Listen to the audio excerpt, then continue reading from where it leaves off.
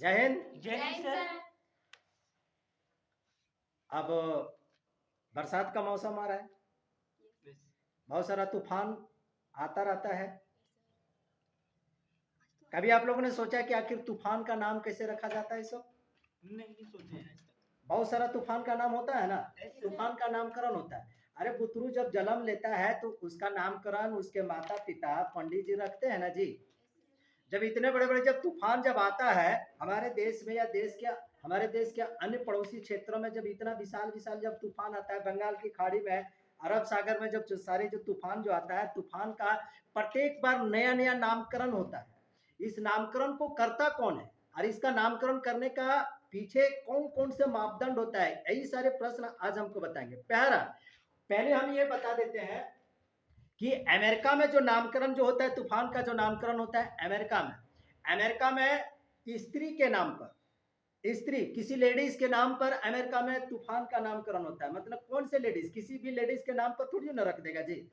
मतलब जो कोई सेलिब्रिटी लेडीज है, फेमस है, प्रसिद्ध है, शिक्षा के क्षेत्र में या बॉलीवुड के क्षेत्र में या अभिनय के क्षेत्र में या संगीत के क्षेत्र में या किसी भी क्षेत्र में जो महिलाएं हैं जो बहुत ज्यादा प्रसिद्ध होती है, तो अमेरिका में जो तूफान जो आता है उस तूफान का नाम उसी लेडीज के नाम पर रखा जाता है। लेकिन फिलहाल अमेरिका में भी अब स्त्री और पुरुष दोनों के नाम पर रखा जा रहा है। लेकिन पहले अमेरिका में सिर्फ तूफान का नाम जो होता है सो किसी महिला के नाम पर होता है, और महिला कोई प्रसिद्ध महिला होती थी किसी भी क्षेत्र में।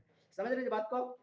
दूसरी बात, ऑस्ट्रेलिया में वाला बड़ी हंसी आती है। ऑस्ट्रेलिया में जो तूफान का जो नाम रखा जाता है ऑस्ट्रेलिया में, वह भ्रष्ट नेताओं के नाम पर रखा जाता है। जो ऑस्ट्रेलिया में जो चोर उचक्के बदमाश भ्रष्ट नेता लोग रहता है ना, उसी भ्रष्ट नेता के नाम पर नामकरण किया जाता है तूफान का। जो ऑस्ट्रेलिया में जो भी तूफान आता है, ये सब भारत के बाहरी क्षेत्रों की सब हम तूफान का बात बता रहे हैं। अगर मान लेते इसी तरह से भारत में अगर तूफान का नाम भ्रष्ट नेताओं पर रहता तो कितना मजा आता ना जी। क्योंकि भारत में तो एक से एक भ्रष्ट नेता लोग हैं। लालू यादव तूफान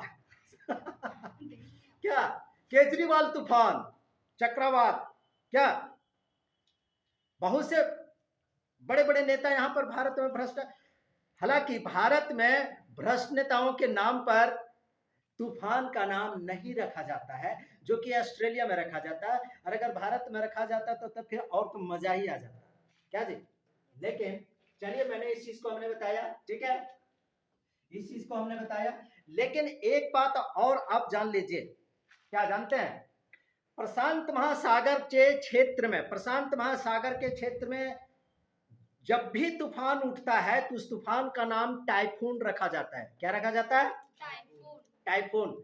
अगर क्वेश्चन आ जाता है कि टाइफून जो चक्रवात है, जो तूफान है, किस महासागरीय क्षेत्र में उत्पन्न होता है? प्रशांत महासागरीय क्षेत्र में उत्पन्न होता है। और जो हिंद महासागर क्षेत्र में जो चक्रवात या तूफान जो उत्पन्न होता है उसको क्या बोलते हैं? उसको साइक्लोन कहा जाता है। समझ लीजिए बात को। और अटलांटिक महासागरीय क्षेत्र में जितने भी सारे जो तूफान जो उठता है उस तूफान को हरिकेन कहा जाता है। बात समझ में आई? हरिकेन। इसका मतलब आप ये समझ लीजिए कि प्रशांत महासागर, हिंद महासागर और अटलांटिक महासागर, कौन कौन सा? प्रशांत महासागर, हिंद महासागर और अटलांटिक महासागर में जो तूफान जो उठता है वो तूफान बार बार उसी नाम से और बार बार वही रखा जाता है। कहने का मतलब ये हो गया कि एक बार अटलांटिक महासागर में तूफान उठा तो नाम रखा गया उसमें हरिकेन, और दूसरा बार कभी 2-4 साल के बाद, 3 साल के बाद अगर फिर से अगर अटलांटिक महासागर में अगर तूफान उठेगा तो क्या हरिकेन से कोई दूसरा नाम थोड़ी ना रख दिया जाएगा, वही नाम रहेगा। अर्थात कहने का मतलब कि हिंद महासागर में, प्रशांत महासागर में, अटलांटिक महासागर में जब भी तूफान उठता है तो नाम उसका एक ही होता है। क्या का नाम होता है? टाइफून होता है, साइक्लोन होता है और हरिकेन ही होता है। इस बात को समझ गए। लेकिन अब हम लोग मूल क्वेश्चन पर आते हैं कि भारत के क्षेत्र में या भारत के पड़ोसी क्षेत्रों में, चाहे वो श्रीलंका हो, क्या हो गया? कहने का मतलब कि बंगाल की खाड़ी और अरब सागर में, बंगाल की खाड़ी और अरब सागर में जो तूफान जो उठता है ये जो तूफान जो उठता है इसका नामकरण प्रत्येक बार अलग अलग रखा जाता है, प्रत्येक बार अलग अलग। जैसे अभी एक सप्ताह पहले 10 दिन पहले बंगाल की खाड़ी से टकराया था रेमन। रेमन अभी जो एक सप्ताह पहले जो तूफान जो आया था ना रेमन, 150 किलोमीटर 120 किलोमीटर की रफ्तार से रेमन तूफान चल रही थी। और इस रेमन तूफान का नामकरण जो किया है वो किसने किया? ओमान ने इसका नाम दिया है। किसने दिया है? ओमान। ओमान एक देश है, भारत का एक पड़ोसी देश है, समझ रहे ना? तो ओमान ने नाम दिया है। आप कहोगे कि रेमन इसका नाम कैसे रखा गया? इन सारे चीजों के बारे में आज के क्लास में हम बताने जा रहे हैं, समझ रहे जी? तो देखिए बंगाल की खाड़ी और अरब सागर में जब भी कोई तूफान आता है, जब भी कोई तूफान आता है तो उस तूफान का नाम प्रत्येक बार अलग अलग रखा जाता है। तो प्रत्येक बार जब अलग अलग रखा जाता है तो आखिर इसका नामकरण कैसे किया जाता है? जैसे हमने बताया ना कि रेमन, रेमन नाम क्यों रखा गया, कैसे रखा गया, इन सारे चीजों के बारे में भी हमको आपको बता रहे। देखिए बंगाल की खाड़ी और अरब सागर में जो तूफान जो उठता है उस तूफान से प्रभावित होने वाला जो क्षेत्र है, कौन कौन सा क्षेत्र होता है? इसमें भारत होता है, बांग्लादेश होता है, पाकिस्तान होता है, मालदीव होता है, म्यांमार होता है, श्रीलंका होता है, समझ रहे हैं जी? श्रीलंका होता है, ओमान होता है, थाईलैंड होता है, ईरान होता है, कतर होता है, सऊदी अरब होता है, संयुक्त अरब अमीरात होता है, यमन होता है। कुल 13 देश बंगाल की खाड़ी और अरब सागर में उत्पन्न होने वाला जो तूफान है, इस तूफान से कितने लोग प्रभावित होते हैं? कितने सारे देश के लोग प्रभावित होते हैं? लगभग 13 देश के लोग इससे ज्यादा प्रभावित होते हैं। समझ रहे हैं बात को? इससे 13 देश प्रभावित होता है। इस बात को आप समझ रहे हैं? जब 13 देश जब प्रभावित होता है, कुल टोटल कितना देश है? 13 देश। समझ रहे जी? अभी तक इन सभी क्षेत्रों में कई सारे तूफान उत्पन्न हो चुका है, कई सारे तूफान। जैसे आप बात करें कि इन सभी क्षेत्रों से Bharat, Bangladesh, Myanmar, Thailand, Iran, Qatar, Saudi Arab, इन सभी क्षेत्रों से जो तूफान अभी तक जो उत्पन्न हुआ, कई सारे तूफान है, लेकिन इसमें हम कुछ का नाम दिए हुए हैं। रेमन जो अभी एक सप्ताह पहले बंगाल की खाड़ी में आया था, है ना जी? रेमन है, चाहे हुदहुद का नाम लो, हुदहुद भी आया था तूफान। हुदहुद, हुदहुद एक पंछी का नाम है। हुदहुद, चाहे लैला हो, चाहे तितली हो, चाहे कैटरीना हो, चाहे नीलम हो, चाहे लहर हो, मेघ हो, सागर हो, वायु हो, ये सब नाम जो दिया जाता है, तूफान का जो नाम जो दिया जाता है, आखिर इसका मापदंड क्या होता है, इसी चीज के बारे में आज मैं आपको समझा रहा हूँ। समझ रहे हैं जी? देखो भारत ने अभी तक, अगर कहा जा रहा है कि भारत ने अभी तक इतने सारे तूफान का नाम दिया है, कितने सारे तूफान का नाम? लहर भारत ने तूफान का नाम दिया है, मेघ हो, सागर हो, वायु हो, अभी तक भारत ने इन 4-5 तूफानों का नाम दिया है, भारत ने दिया है। और बाकी ये सब जो रेमन जो भी जो हम बता रहे हैं, रेमन को किसने दिया है? मालदीव ने दिया है। हुदहुद भी भारत ने नहीं दिया था। ये सब के सब क्या है? तूफान का नाम है। अब मुख्य बात यही है कि आखिर इस प्रकार का नामकरण कैसे रखा जाता है, क्यों रखा जाता है, इसका वजह क्या होता है? समझ रहे बात को? यही क्वेश्चन है आज के क्लास में। चलिए देखिए, रेमन, हुदहुद, लैला, कैटरीना, नीलम, लहर, मेघ, सागर, ये सब समझ गया ना? देखिए अब आपको मैं असल क्वेश्चन की तरफ में आपको ले चलता हूं। इसको आप बड़ा ध्यान से समझिएगा कि आखिर इस प्रकार से जो लैला है, कैटरीना है, हुदहुद है, रेमन है, ये सब जो तूफान का जो नाम जो है, तूफान का नाम आखिर रखता कौन है? कौन रखता है तूफान का नाम? इसी बात को समझना है। समझ रहे जी? कौन रखता है? तो अब यहाँ पर आप बारीकी से समझिए। देखिए एक बात अब यहाँ पर बारीकी से समझिएगा। इस 5वें पॉइंट में आप बारीकी से इस बात को समझिए। 5वें पॉइंट में देखिए, एक बात कह रहा हूँ, यूएन, यूएन एक एजेंसी है। यूनाइटेड नेशन क्या है? एक एजेंसी है। यूनाइटेड नेशन एक क्या है? एजेंसी है। और इस एजेंसी ने एक संगठन का निर्माण किया है जिसका नाम है WMO। क्या नाम है? WMO, अर्थात WMO का पूरा नाम है the world meteorological organisation. MO मतलब, WMO मतलब द वर्ल्ड मेट्रोलॉजिकल ऑर्गेनाइजेशन, मतलब विश्व मौसम विज्ञान संगठन। विश्व मौसम विज्ञान संगठन MO है। समझ रहे हैं बात को? ये संगठन क्या, यहाँ पर हम ये चीज को बता रहे हैं कि आखिर इसका नामकरण कैसे किया जाता है। इस बात को समझिए, नामकरण कैसे होता है। द वर्ल्ड मेट्रोलॉजिकल ऑर्गेनाइजेशन, विश्व मौसम विज्ञान संगठन इसका नाम। अब इस संगठन में कितने 185 सदस्य देश है। WMO में कितने सदस्य हैं? 185 185 सदस्य देश है, समझ रहे जी, 185 सदस्य देश है। अब ये WMO का काम क्या है?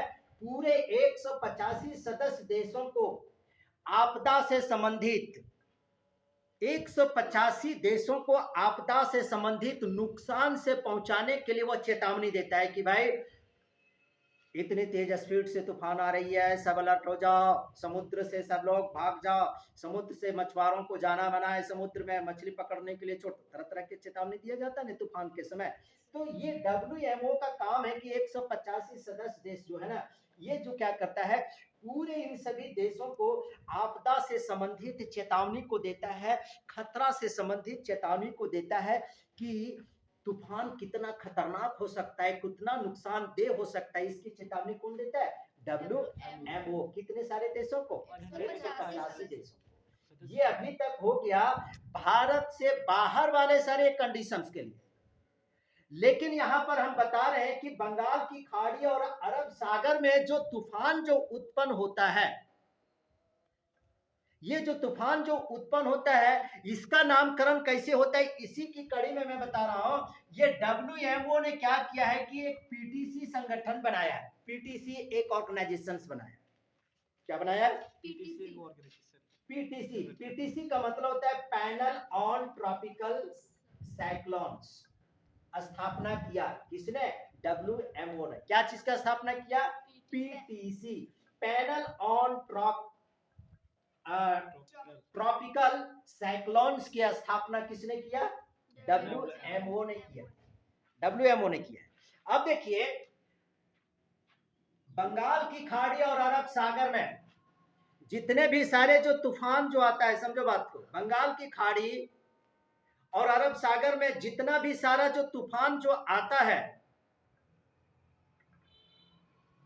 ये सारे तूफान के लिए चेतावनी जो है वो कौन जारी करता है? PTC जारी करता है। कौन जारी करता है? PTC। अब PTC जारी करता है, तब यहां पर देख रहे हैं कि कितने सारे देश हैं, कुल टोटल 13 देश है। तो PTC इन 13 देशों को सूचना जारी करता है, और ये PTC ही क्या करता है, नामकरण भी करवाता है। अब कहने का मतलब, इन 13 देशों में सभी 13 देशों को 13 इंटू 13 कितना? 13 इंटू 13 कितना हो जाएगा? 169 हो जाएगा। 169 होगा ना? 13 इंटू 13।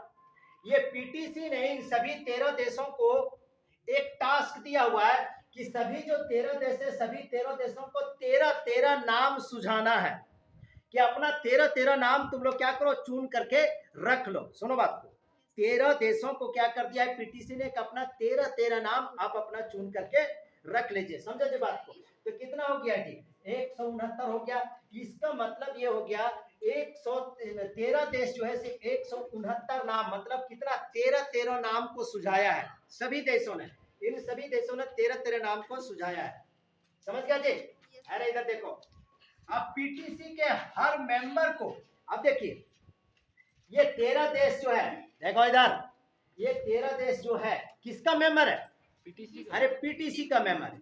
अब PTC ने इन 13 देशों को 13 नाम सुझाने के लिए दिया गया है।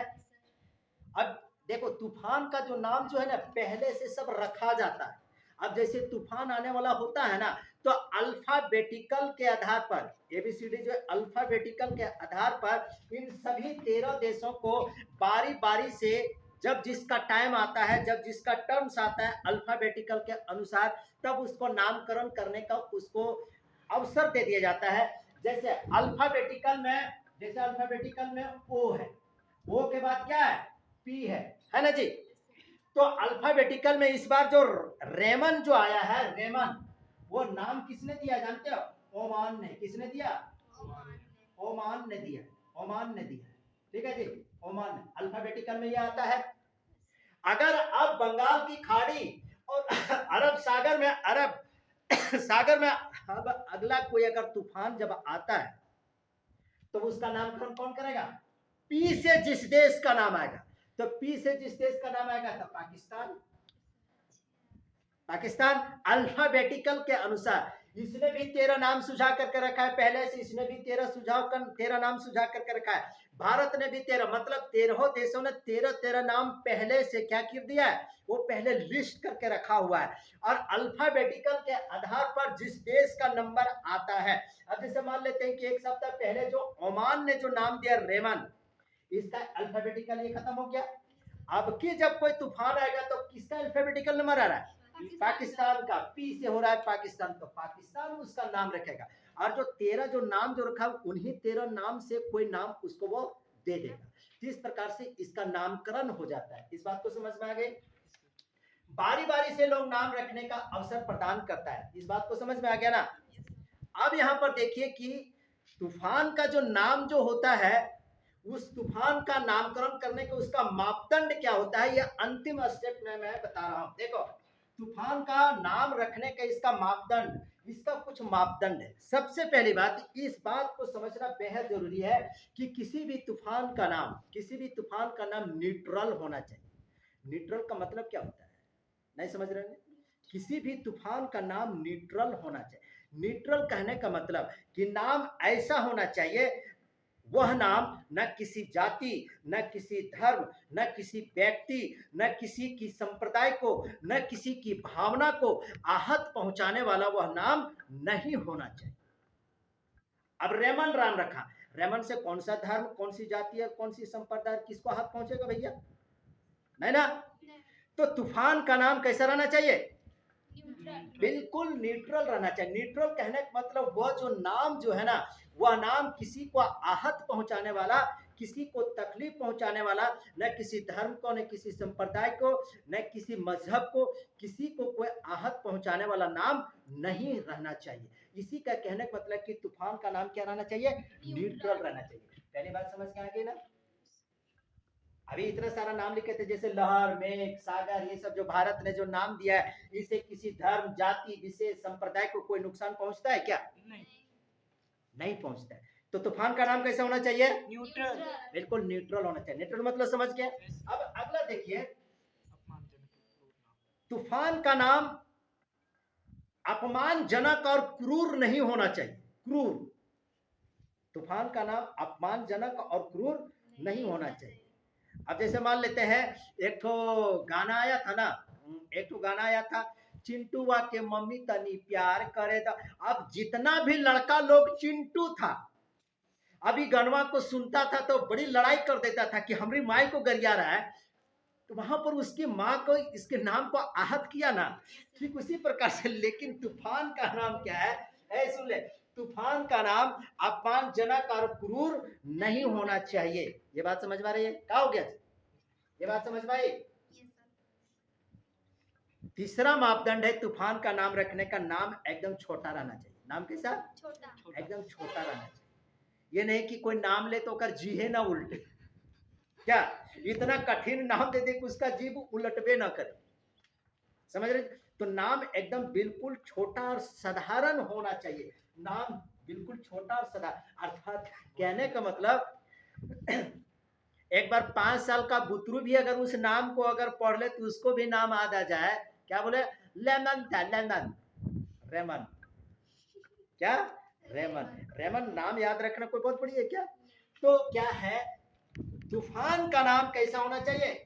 छोटा होना चाहिए और बोलने में बिल्कुल एकदम आसान होना चाहिए। अब यहाँ पर मान ले लहर, कोई कठिन है क्या? मेघ, सागर, वायु, तितली, हुदहुद, कैटरीना, समझ रहे ना जी?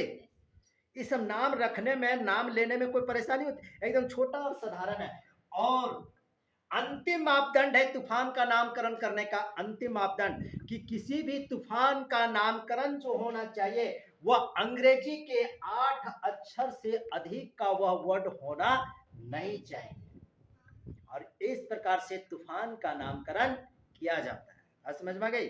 इसी प्रकार से हमारे देश में क्या कहने का मतलब कि बंगाल की खाड़ी और अरब सागर में जो तूफान जो उठता है उसका नामकरण करने का क्या है, यही सारा मापदंड है। कभी आपने सोचा था कि किस प्रकार से आखिर तूफान का नामकरण किया जाता है? कभी नहीं। मतलब कोई भी कुछ भी नाम दे दिया जाता है, जो मन में आया सो नाम दे देगा, तो ऐसा नहीं होता है। उसका भी क्राइटेरिया है। ये 5 क्राइटेरिया बताया गया है। समझ में आ रही है बात ना? बिल्कुल समझ में आ गया। उतार लिया इसको, चलिए।